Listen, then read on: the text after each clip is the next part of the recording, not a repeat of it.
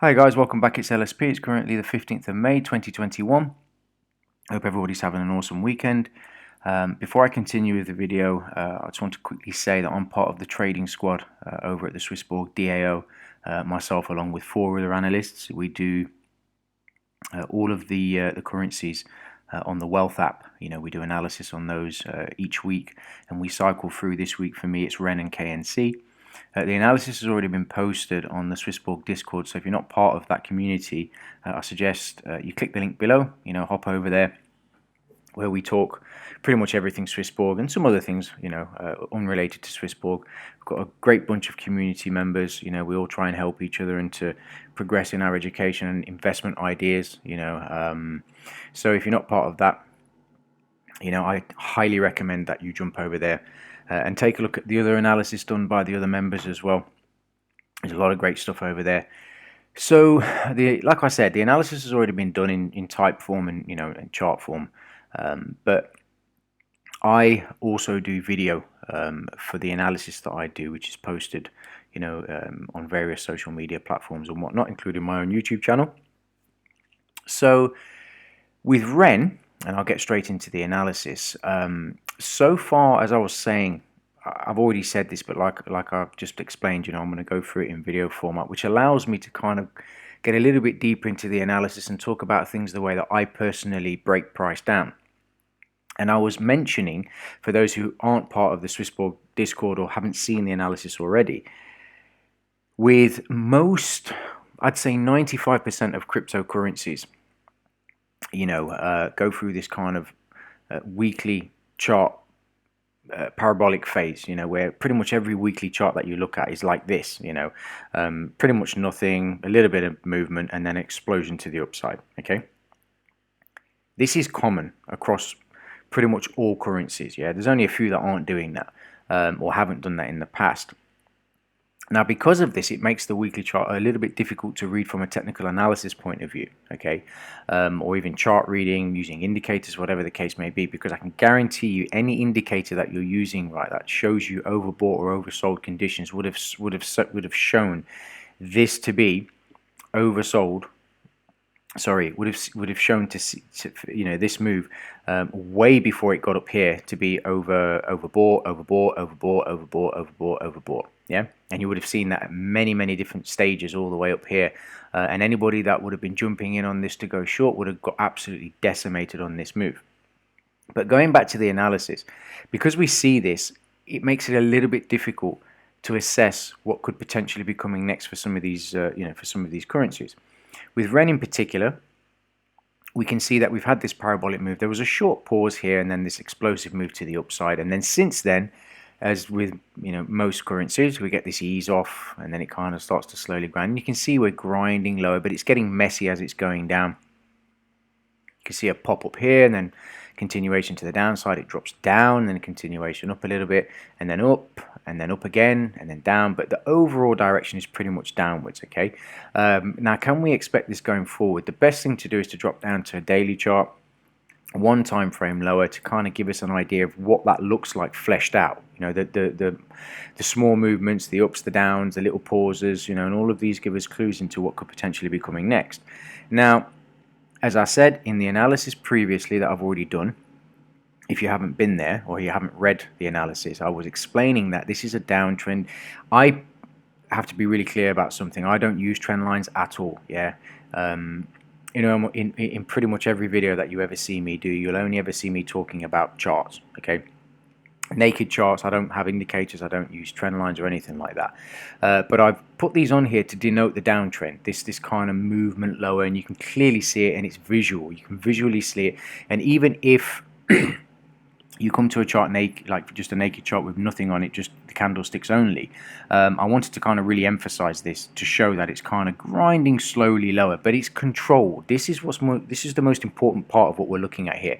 It's a nice controlled move lower. It's not erratic, it's not crazy. You can see that it did get crazy up here for that last portion of pop and then reversal, but this is nice and controlled. It's just a nice steady grind lower, and in this last portion here you can see that it's just starting to go sideways a little bit. Now we could continue to go lower and end up down here somewhere, and that is it is a possibility. We might see the 60s, we might see sort of 55 or so, and REN's been quite lethargic for quite some time. We haven't seen some of the movement that we've seen in other currencies, like Bitcoin or CHSB, Uniswap, Binance, for example. You look at Ether, we're not seeing anything like that on REN. It's just flat, and it's been going sideways for quite some time. There was a comment that was posted in the Discord a while ago, and somebody asked me to do some analysis on REN, and I said, forget about it. Until we see something quite explosive or something that's impulsive with REN, where we get a nice, strong, solid candle that stays, and it stays like that.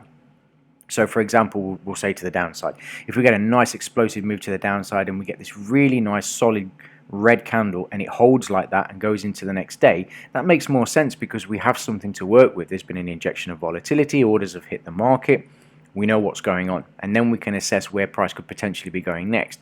As it stands, we're kind of guessing based on the overall movement and trend of REN as it is, and in this case it's downwards. So we can say, okay, if REN is going down, can we expect continuation to the downside? That is a real possibility. Personally, I'm not seeing that. Maybe a little bit low, but I'm not seeing anything dramatic. All I'm seeing is just either a small continuation to the downside or it's just going to continue going sideways. If we just drop down to the 4-hour chart and just kind of do this for a second, you can see that we have this, this up and down ebb and flow. But the reality is, it's not trying to run away. There was a drop here. This is the only thing that really stands out on REN for me anyway, was this explosive drop here, and then again comes back up and it just grinds and it's it's nice and controlled. It's efficiently traded price delivery. So again, not really seeing anything special, not seeing anything that is worrying. If you're in REN or if anybody is invested in REN, I would expect pretty much the same as what we're already seeing. Let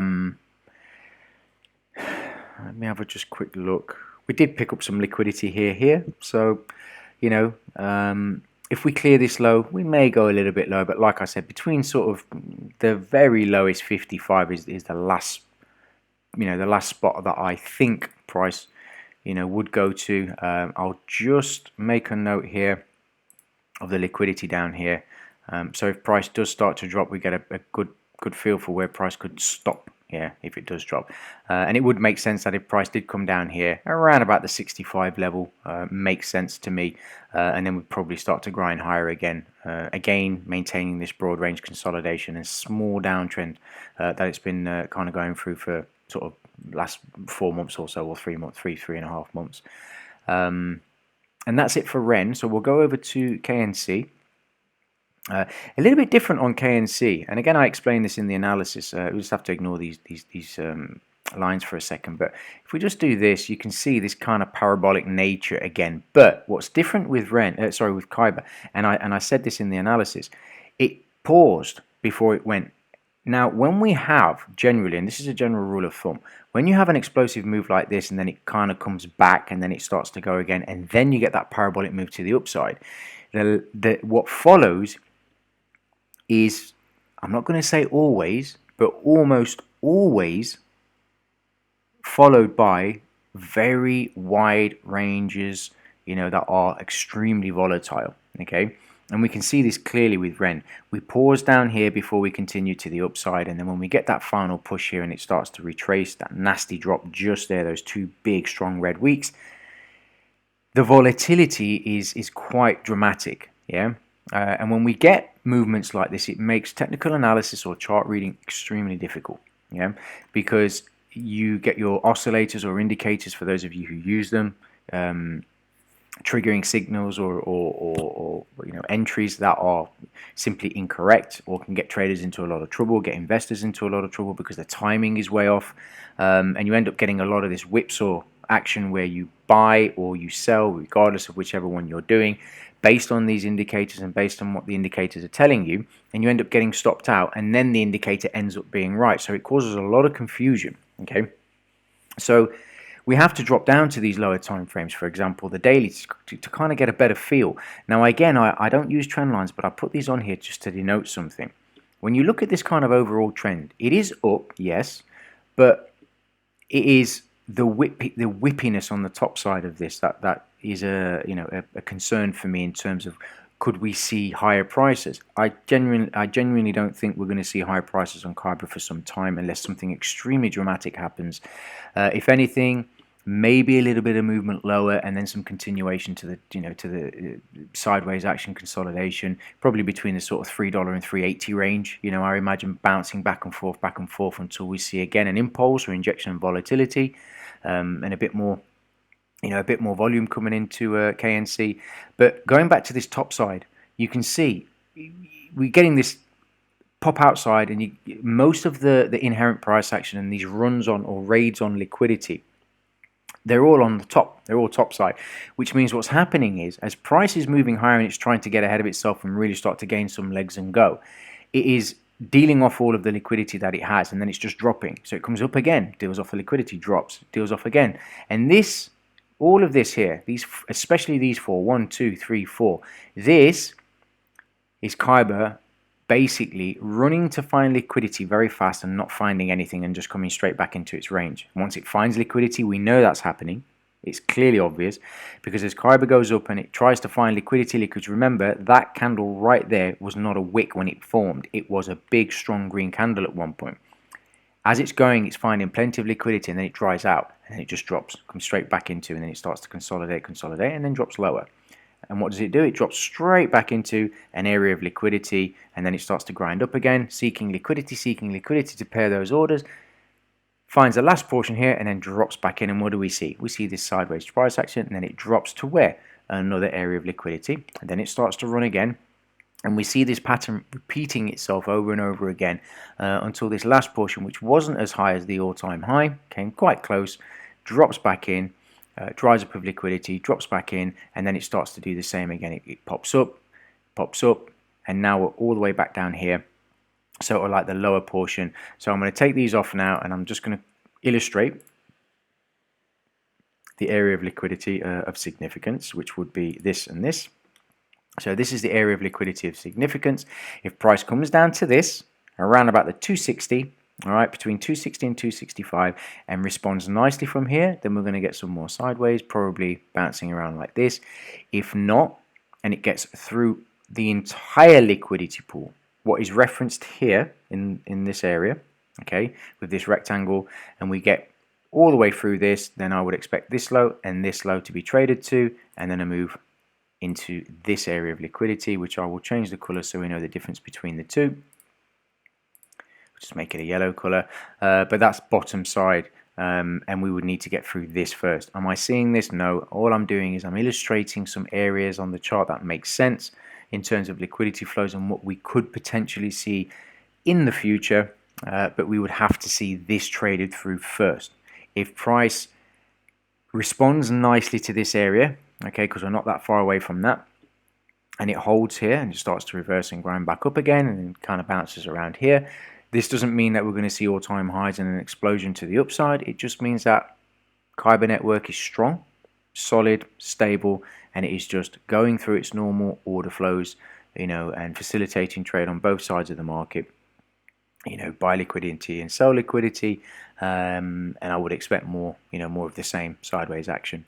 There is no real technical approach to Kyber in terms of entries or anything that we could do with this.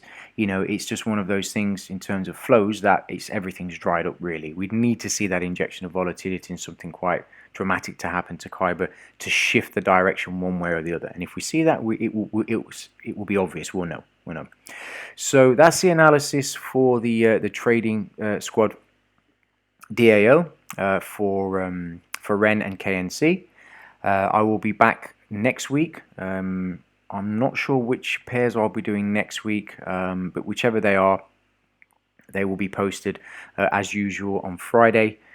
This coming Friday, or next week, sorry. And then the video will be posted on Saturday of that analysis. And all of the other analysis, like I said, is posted on the Swissborg Discord. The link is below. If for whatever reason you can't get in using the link below, just do a search for Swissborg Discord, and you'll find that online. So I hope everybody's having a great weekend, and I look forward to speaking to you guys very soon. Take care. All the best.